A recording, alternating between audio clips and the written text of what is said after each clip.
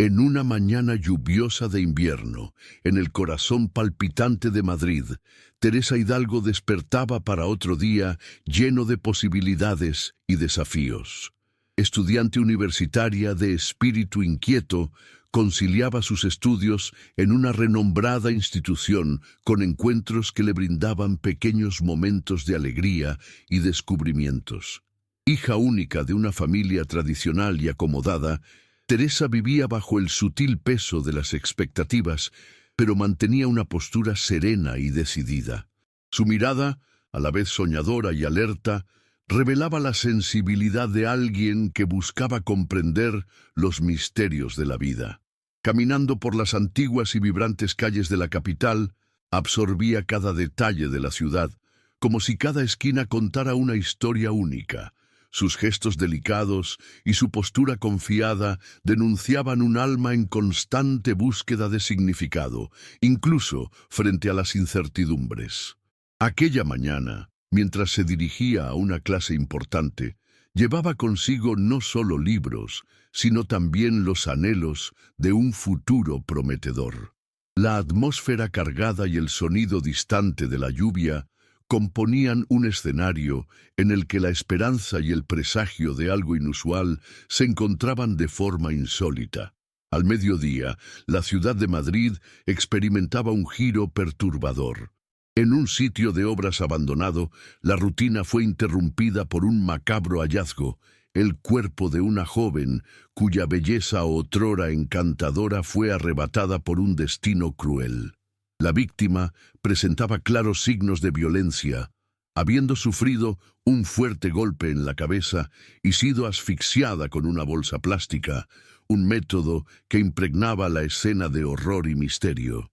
Los detectives de la Unidad de Crímenes Especiales fueron llamados de urgencia y el ambiente de tensión contagiaba a todos en los alrededores del lugar. Cada detalle del entorno, el olor a concreto húmedo, la iluminación temblorosa que revelaba sombras inquietantes, contribuía a la aura de desolación. Las primeras evidencias, recogidas meticulosamente, apuntaban a una escena montada con precisión casi quirúrgica, donde la ausencia de documentos en la víctima añadía más enigmas al caso. Una huella parcial, dejada de manera casi imperceptible, despertaba la sensación de que el agresor había planificado cada movimiento con frialdad y destreza. Mientras el equipo forense trabajaba meticulosamente, la ciudad se encontraba inmersa en un clima de aprensión y duda, en el que el mal parecía haber invadido los recovecos más inesperados de la rutina. La autopsia reveló detalles que dejaron perplejos a los investigadores. La víctima, una joven saludable, no presentaba señales de abuso de sustancias, ni tampoco heridas que indicaran una lucha prolongada. Pero un detalle resaltaba. Su arcada dental exhibía un trabajo odontológico minucioso y costoso, indicio de que provenía de una familia económicamente privilegiada. Esto contrastaba con la brutalidad de su muerte y con la elección del lugar donde su cuerpo fue descartado. La falta de identificación volvió el caso aún más enigmático, obligando a la policía a recurrir a métodos alternativos para descubrir su identidad. Mientras los detectives analizaban las primeras pistas, los peritos encontraron algo que podría cambiar el rumbo de la investigación: una huella parcial impresa en el suelo húmedo del sitio de obras. El detalle sugería la presencia del asesino o, al menos, de alguien que había estado allí momentos antes de que se encontrara el cuerpo. La tensión entre los investigadores crecía, pues había algo familiar en aquella escena, un eco perturbador de un crimen no tan distante en el tiempo. Un mes antes, una mujer en situación vulnerable fue encontrada muerta en circunstancias idénticas, cerca de la bulliciosa Gran Vía. En aquella ocasión, la policía se había volcado en el caso sin encontrar respuestas concretas, y la ausencia de sospechosos había convertido la investigación en un callejón sin salida. Ahora, con un nuevo asesinato que repetía el mismo modus operandi, Los detectives comenzaron a trazar paralelos. La similitud entre los crímenes indicaba un posible patrón, un asesino meticuloso que no dejaba rastros directos más allá del método cruel de asfixia y de una violencia fría y calculada. Sin embargo, la investigación tomó un giro inesperado cuando Lorena, una sobreviviente de un ataque similar, apareció para contar su historia. Con voz temblorosa y ojos inquietos, recordó el aterrador momento en que un hombre, usando guantes de látex, intentó sofocarla con una bolsa plástica. La desesperación en su mirada denunciaba que el recuerdo aún la perseguía, y su huida fue una mezcla de instinto y suerte. La descripción del agresor, aunque vaga, ofrecía un nuevo punto de partida para el equipo de investigación. La información proporcionada por Lorena llevó a los detectives a volver su atención a un detalle que antes parecía insignificante: las partículas encontradas en los cuerpos de las víctimas. Análisis más detallados revelaron algo perturbador. Las fibras pertenecían a un tipo específico de guantes de látex, ampliamente utilizados por la policía. Este hallazgo añadió una nueva capa de inquietud a la investigación. ¿Sería posible que el asesino estuviera dentro de la propia fuerza policial? La sospecha, aunque solo fuera una hipótesis, causaba incomodidad entre los investigadores. La unidad de crímenes especiales sabía que, si esa teoría resultaba cierta, rastrear al culpable sería un desafío monumental. Revisaron registros internos buscando patrones inusuales y pronto emergió un nombre de las sombras: Pedro Ridley, un veterano de la policía con un historial preocupante de agresiones contra mujeres.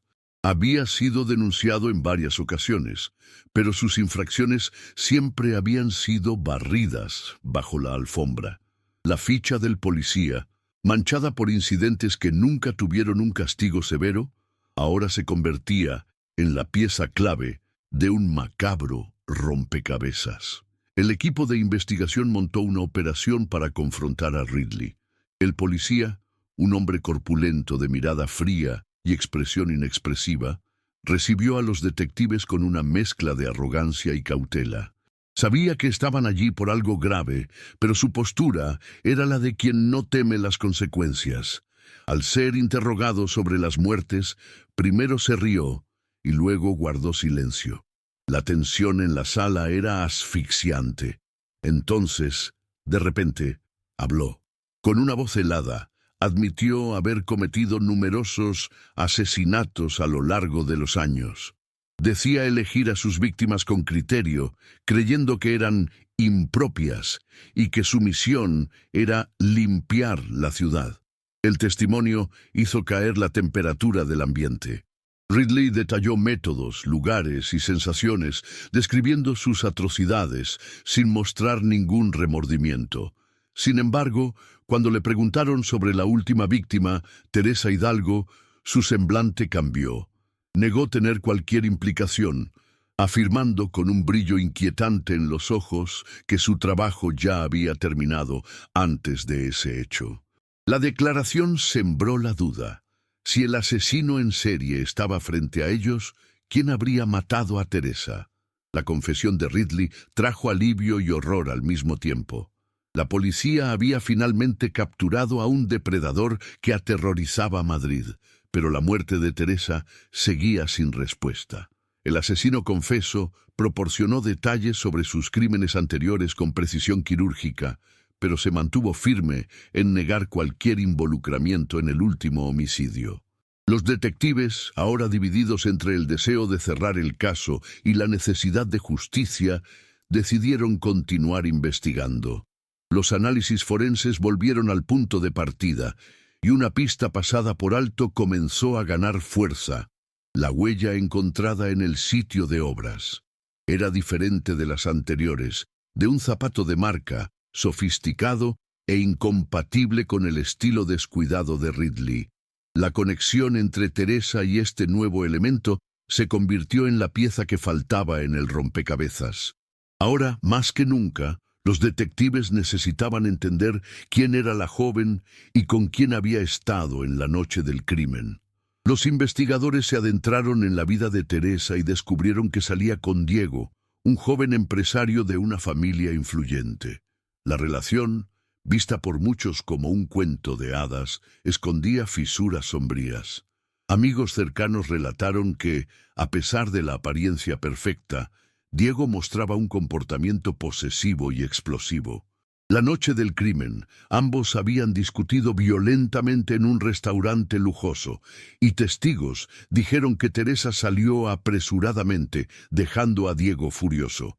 La nueva dirección de la investigación llevó a la policía al apartamento de él, donde un macabro detalle selló su destino. Un par de zapatos de lujo, con rastros de sangre seca, escondido en el fondo del armario. El patrón de la suela correspondía exactamente a la huella encontrada en la escena del crimen. La fachada de empresario exitoso y novio ideal comenzaba a desmoronarse. Cuando fue confrontado, Diego intentó mantener la calma, pero el sudor que le brotaba en la frente denunciaba que algo estaba mal. La red de mentiras estaba a punto de colapsar. Presionado por las evidencias, Diego trató de esquivar la situación, alegando que los zapatos se habían ensuciado por casualidad. Pero la ciencia no dejaba espacio para excusas. El examen de laboratorio confirmó que la sangre pertenecía a Teresa. La narrativa del novio indignado se deshizo en segundos, y el empresario se encontró acorralado. En la sala de interrogatorios, la máscara de confianza dio paso al desespero.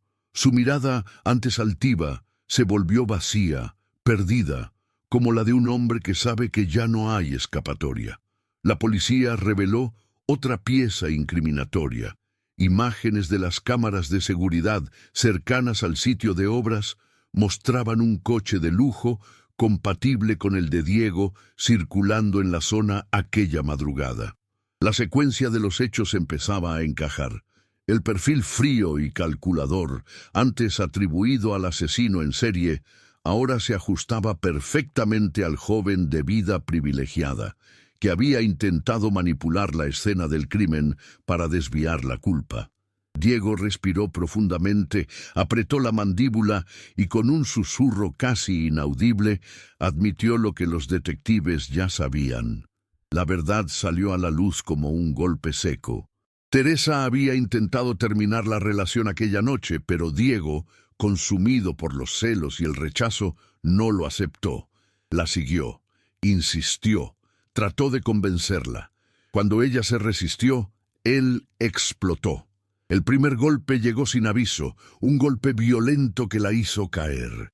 En el calor del momento improvisó, utilizando el método del asesino en serie para confundir a la policía y desviar la investigación.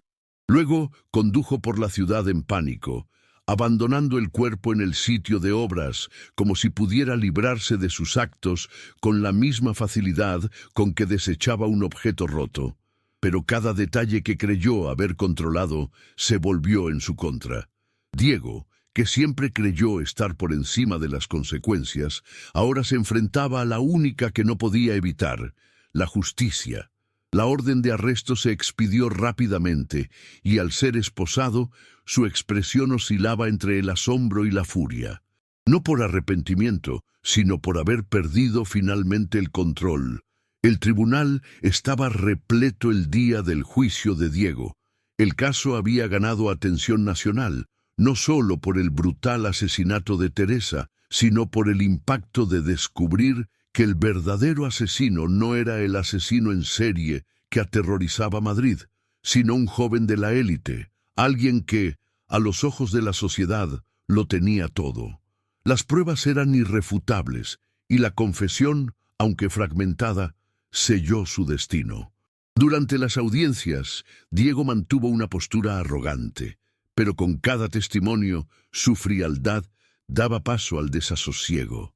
La fiscalía detalló su obsesión por Teresa, su temperamento explosivo y el intento meticuloso de encubrir el crimen. El juez, impasible, dictó la sentencia: cadena perpetua sin posibilidad de libertad condicional. Al oír las palabras finales, Diego cerró los ojos y exhaló largamente. Por primera vez comprendía lo que significaba no tener salida. Con Diego condenado y Ridley recluido por sus crímenes anteriores, Madrid podía respirar un poco más aliviada. Sin embargo, el peso de la tragedia permaneció. La familia de Teresa jamás se recuperaría por completo y su ausencia se convirtió en una herida que el tiempo no podría cicatrizar. Los detectives de la Unidad de Crímenes Especiales siguieron adelante, pero aquel caso dejó huellas profundas. No era solo la brutalidad del crimen lo que los atormentaba, sino el hecho de que, muchas veces, el verdadero peligro se esconde donde menos se espera. Al final, Teresa no fue víctima de un depredador al acecho en las sombras, sino de alguien a quien conocía y en quien confiaba. La línea entre el monstruo y el hombre, se dieron cuenta, era mucho más tenue de lo que les gustaría admitir. Y mientras Madrid seguía su curso, una certeza flotaba en el aire. El mal, por mucho que sea capturado y encerrado, siempre encontrará nuevas formas de esconderse.